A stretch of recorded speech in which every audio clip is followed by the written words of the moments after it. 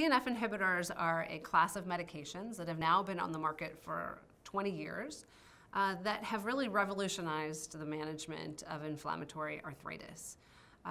These medications are what we call biologics, which means that they are very specifically targeted to one part of your immune system and are delivered in a specific way, which is basically on what looks like an antibody into your body. These are things that, medicines that you take as an injection or an infusion. They're not pills like you can take for a headache. So they work in a very unique way. They target the tumor necrosis factor alpha, or TNF alpha, which is a specific component of your immune system that drives inflammation. It's been shown, and it was shown for years before that these drugs were developed, that having high levels of TNF alpha was associated with high levels of inflammation in the joints of patients with rheumatoid arthritis, as well as just circulating in their body.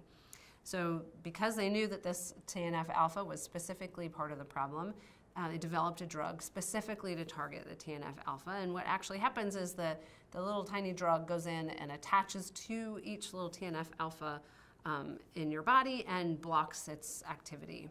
So it really just targets one part of your immune system as opposed to more general attacking your immune system, which a lot of our other medications and older medications in particular do. When we think about TNF inhibitors, we think about 5 different drugs. There's the 2 original drugs, etanercept and infliximab. Infliximab is the main one that's given intravenously. We have adalimumab, which came onto the market a few years later. And then we have golimumab and certolizumab, which both came on the market last about the same time. I think of their effectiveness as basically being the same. Interestingly, some patients respond to one and not the other, and we don't really have a prediction as to which patient's going to do best on one versus a different one. And interestingly, you can put one patient on one drug and then it doesn't work, and then 6 months later you put them on a different one of the TNF inhibitors and it works great. And then you try them on a third one later and it won't work. And so it's strange to us. We don't really understand why some people respond and some people don't to one another. But I think of them from an effectiveness standpoint as fairly interchangeable. When you look at the drug trials that they've done, all of them have a similar range of getting people into decreased disease activity and into remission. So the way we think about how to sort of decide who gets which one is just on a couple of factors. So one is how it's delivered. So as I said, infliximab is an IV medication. So if you don't want to give yourself shots, then infliximab would be a great one to go with. If you don't want to come in to the office and get an infusion, then you would want to go on with, you can get shots. So etanercept, adalimumab, golimumab, certolizumab, all are shots that you can do at home. The next thing that we sort of work from is about their safety in pregnancy and the data that we have about that.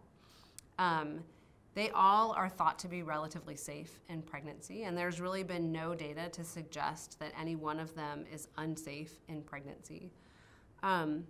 We know, however, that some of them cross the placenta in the second half of pregnancies, and certolizumab does not. So we know that because of the structure of the drug, adalimumab, golimumab, infliximab in particular, move across the placenta into a baby during pregnancy quite rapidly, particularly in the second half of pregnancy. We know, however, that certolizumab, because of its structure, does not cross the placenta, and therefore some patients feel that that's a safer choice during pregnancy. All TNF inhibitors really share the same risk profile for patients outside of pregnancy. So the main thing we all get worried about is that taking a TNF inhibitor will reignite a tuberculosis infection. Doctors will always be checking your tuberculosis test prior to giving you one of these drugs, because it's a specific infection that can be reignited in your body when you take these medications. The risk of infection from other bugs, the flu, pneumonia, skin infections, sort of the infections that are a part of normal life, can be more significant and more severe in patients taking a TNF inhibitor. So we will be more inclined to see that these patients might need antibiotics to knock out what started as a cold that everybody else had. Somebody on this medication might end up with a mild pneumonia. So it can worsen infections because your body just isn't as good at fighting them off. There are other sort of rare side effects that happen very occasionally. The best news, I think, is that the data really supports that TNF inhibitors do not increase the risk of cancer. That was a very large concern when these first came on the market, but that really hasn't borne out in the last 20 years of data collection. We have not seen spikes in the frequency of cancer in our patients who've been taking these medications, which is very reassuring. One other thing that people often will call about is that they get an injection site reaction.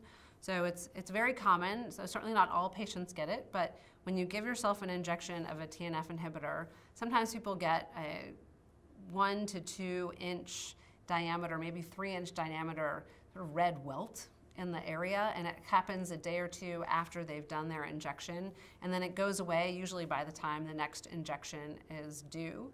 It's often itchy, and it's red, and it's raised, and it looks pretty angry, and then it goes away. This is sort of a common thing that we see. It doesn't seem to impact the long-term effectiveness of the drug, so it's not like you're making something against the drug that's going to make it not work.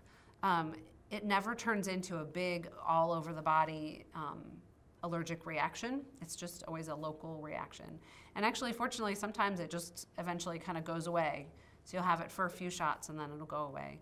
We treat it with things like topical Benadryl and that sort of thing, and maybe ice. But it's one of those things that happens with TNF inhibitors in some patients, but it's certainly not a reason to stop them.